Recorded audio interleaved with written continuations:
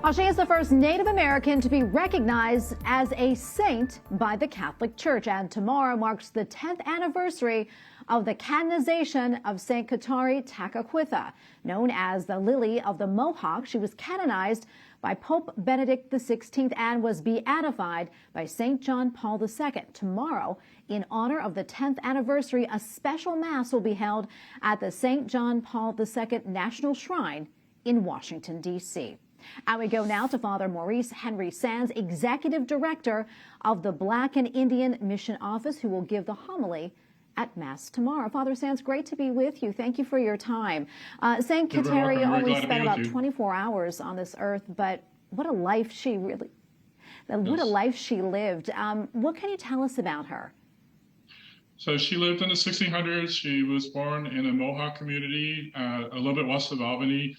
She lost her parents at a very young age because they died during a smallpox epidemic, and it left her very weakened and disfigured. But her mother was Christian. She passed along to her, in the very short time when she was with the Catholic faith, the Christian faith, and then she met Jesuit missionaries at the age of 11 and had a great desire to become Catholic, and she ended up leaving her home in New York State to go to a Catholic community near Montreal in Canada so that she could live out her life as a disciple of Jesus Christ. She experienced a lot of suffering in her life, but she lived a life of heroic virtue, and there is much that she can teach us from the very short life that she lived.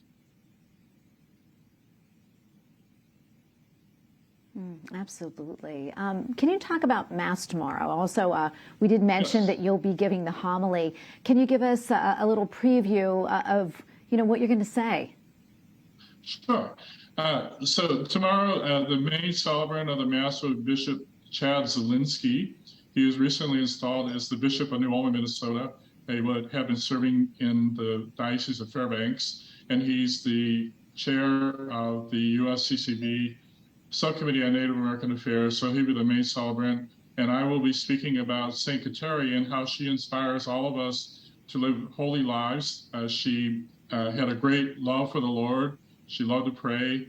She had a great love for the Eucharist, a great love for our Blessed Mother, for praying the Rosary. She was a great champion of assisting her brothers and sisters in need.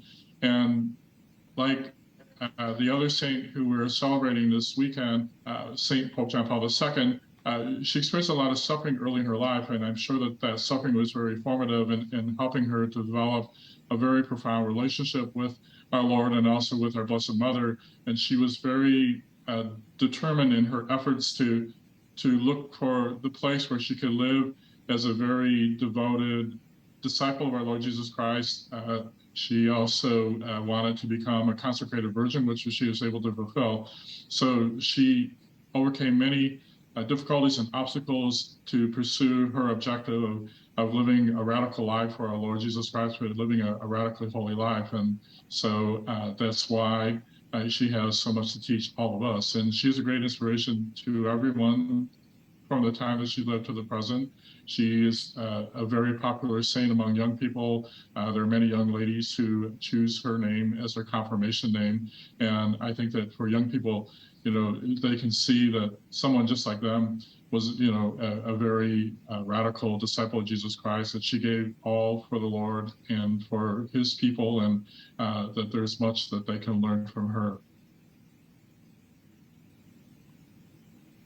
Yeah, for sure. She's so inspiring indeed. We have about a minute or so left, but I know there's some events that are taking place at the St. John Paul II Shrine tomorrow. Can you quickly tell us about that? Sure. The Knights of Columbus started an initiative in 2019 that they call the Native American Solidarity Initiative, because they recognize that in their efforts to go out to the peripheries to help brothers and sisters in need, that there were brothers and sisters on the periphery right in our own country. So my office, which is the Bureau of Catholic Indian Missions, has worked very closely with the Knights since the launch of the Solidarity Initiative, and we've undertaken various activities. So it just seemed like a very natural place for us to celebrate this special Mass in honor of St. Kateri, because they're very interested in helping Native American Catholics and other Native Americans to come come to know our Lord Jesus Christ, to have faith in him, and to live their lives as member of his body. And so we have invited Native Americans from all over the country and other friends, from nearby and from far away, who will be with us tomorrow for this wonderful celebration. Oh, Father, thank you so much for taking the time to speak with us. We really appreciate it. God bless you. You're welcome. And thank you for the invitation to address everyone. God bless everybody.